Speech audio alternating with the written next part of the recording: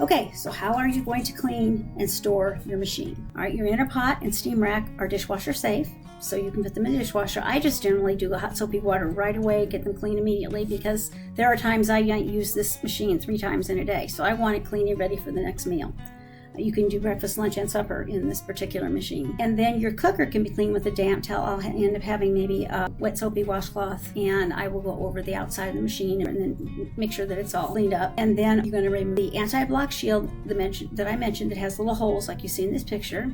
Clean that. And there is also a little condensation cut on the back of the machine, and you want to check that to make sure it's clean and dry. And then you're going to make sure everything is dry before you store it away. But you'll definitely want to make sure that you've removed that silicone sealing ring to make sure there's no food particles up under it and it's been properly cleaned, because you don't want to leave any kind of food on there. I mentioned earlier about the Instapot liners. Some of them are stainless steel and some are ceramic, but sometimes they can be discolored or tend to get a little bit of residue looking on the bottom. They're not as shiny and bright. So use a little white vinegar, let it sit in the bottom of the pot for about 5 minutes, and then rinse, or maybe even use baking soda. And you can do the same thing with the ring to make sure that you are getting it nice and clean and getting smells off of it. And then when you're done, you want to make sure that you put your lid upside down so the inner part of the lid is facing up, and let it sit on the machine that way so that it is getting lots of air and it doesn't get a musty smell inside the machine. So just do it. Get your machine out of the box, follow directions, run a trial run with water. So you just want to go ahead and say, I'm not sure about this, let me see if I know what I'm doing. So you go ahead and put some water in the machine, and then you go ahead and it's like a cup or 2 of water in the pot, and then you go ahead and select your pressure cooking button with a short cook time, like the fish button or the egg button, something that's like 5 minutes. And then you go ahead and let it go through that process, and when the steam is all done, then you open it up and you can see that you have completed the process and that you didn't blow up the kitchen. Like I said, one of my most favorite things is to do eggs in this. They peel perfect. It's almost like they come off in one piece. The shields just fall off. And nothing in any other way I've ever done it would they work that well. So this is awesome, a great feature. And people in my class that I teach tell me they would have bought one just for that. So you can go ahead and try. If you don't want to do just the water, you can do the hard cooked eggs for that 5-minute practice run. Remember, one of the most important things that you need to know about your EPPC, it is a cooker. It is not a canner. So according to the National Center for Home Preservation, food may end up underprocessed, and underprocessed foods are unsafe and can result in foodborne illness, including botulism poisoning if consumed. So it's extremely important that you don't use these machines to can. Pressure cooker should not be confused with a pressure canner. They are different, the pressure's different, and they're designed differently. And according to the USDA, their National Center for Home Food Preservation, you're going to make sure that you use the proper method when you're using it for your canned foods as well. And there are manufacturers that will say their cooker reaches the pressure required for canning, but they can't show that it has been scientifically proven to do that. So again, we say do not can in your pressure cooker.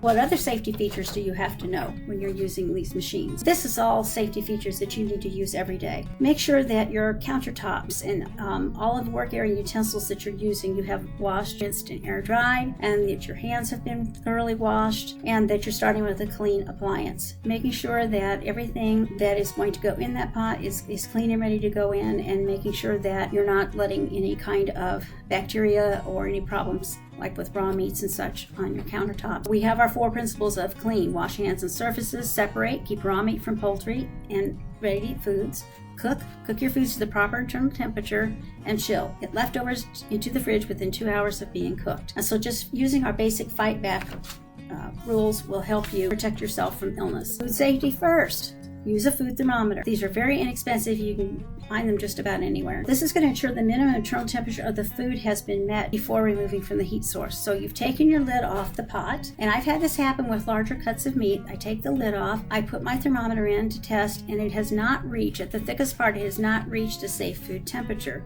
So then I will go ahead and pressure cook longer and then test it again, so that I've made sure that I've tested the product and it is at the safe temperature. Don't use the delay start when you're doing things like a thick piece of meat, because it will stay in the temperature danger zone way too long. So you want to make sure that doesn't happen. And you ask, well, how am I going to know what temperature? So food safety first, here's our chart. And this is the most recent one.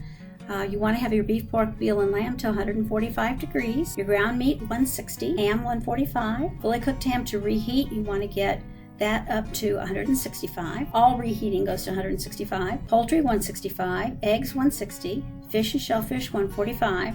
leftovers $165, and casseroles $165. And so following that basic chart will help you make sure that you're getting your foods cooked to the proper temperature. Cooking under pressure. Read your manual. Read the entire recipe before cooking. So make sure you have everything in place, that you're ready to cook, and that you have everything ready at your fingertips. Understand the recipe timing. What is different from traditional cooking? So how do you know what your timing is going to be? Your pre-programmed cook times can be used to cook many foods so you don't have to guess. Check your user manual for minimum and maximum amounts of liquid recommended. You cannot pressure cook without water at the bottom of the pot. And many times it will come on and it'll say water, water, water across on the little screen telling you that you don't have water in there or not enough water. It won't rise to the pressure and it won't cook. So if you don't have enough water, sometimes it will come on and say burn because you have let something run dry because you didn't have enough water in it. You can go ahead and take your lid off and fix it. Check your internal temperature of foods for safety using a food thermometer. And remember, pressure canners are not the same as pressure cookers. Meals are more than just food because mealtime should be something that's also family time. So you can contact our office or click a link on here to find this publication that we have, and it talks about family mealtime being more than just a meal. Research shows us that cooking and eating together as a family as often as you can will help your children not only learn social skills and good dining habits, but it will also teach them about nutrition, prepping foods, and then they're more likely to eat them if they've prepped them and been part of the process. And it also gives you a chance to talk to your children and build their vocabulary skills, and it tends to build a closeness bond within the family so that your children are kind of insulated from some negative behaviors as they become teens. So there's a tremendous amount just having dinner with your family can accomplish. All right, what about health? When your meals are planned and prepared for families, they're generally more nutritious than eaten alone or on the run. Many times, I'm just going to grab a snack, and it's usually not something healthy. Family meals provide an opportunity for parents to model good eating habits and attitudes about food so that kids understand about different kinds of foods and they've had a chance to try different kinds of foods. Family meals are associated with healthier weights in children and adults, and children are 25% less likely to be obese with at least one routine family meal per week. Making your meals nutritious. Keep it simple. Just go to the store, you buy real food, and you make real food out of it. It's very, very simple. Include one food from each item of our 5 food groups. So vegetable, fruit, dairy, grain, and protein. Pick one from each. If you pick at least 3 separate ones, so say for breakfast you're going to have an egg and milk and a piece of toast, something like that. So when you're planning your meals, make sure you're picking from the different food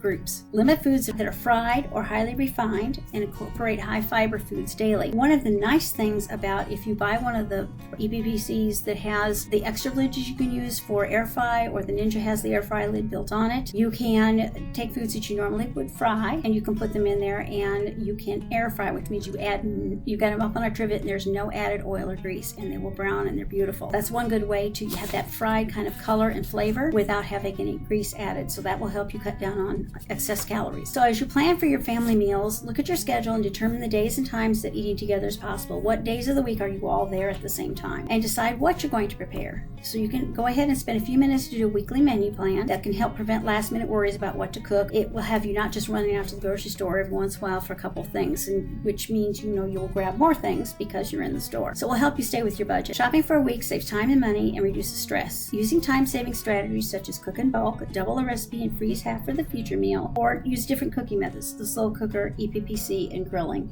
So making sure that you're planning for those meals will really help. Involve everyone in age-appropriate tasks. Even our little ones can do a lot of different things in the kitchen. They can cut some things up like strawberries and other things with a little plastic knife. They can stir, they can do a lot of things. Prioritize family meals over other activities as often as possible. If you have an evening where nobody has an activity, on purpose make that a family meal time. Schedule them on your calendar if you have to. Eating is an essential activity, of course. Doing it together as a family rather than apart is extremely important to build those lifelong skills. So some of our final thoughts about using the Electric Programmable Pressure Cooker, or EPPC. At the end of the day, when it comes to pressure cookers, you have to make a note of all your needs and compare the models most attractive to you in order to see if they have what it takes. The best thing you can do is research and compare before you make a purchase that you might regret. I've had people tell me what they have done is they had one that they liked, but then they found they wanted a different one, and they just went ahead and gave the other one to a family member or sold it and got the different one. And then there are people like me that have an Instapot and a Ninja Foodie. I use my Ninja Foodie more for air frying and sometimes for baking. So it just depends on what you're doing and what size unit that you have. So I'm sure some of you might have questions. If you do, you can contact me at the Extension office here in Harrison County and check our website, check our Facebook Facebook page and get in touch with me if you have any additional questions. And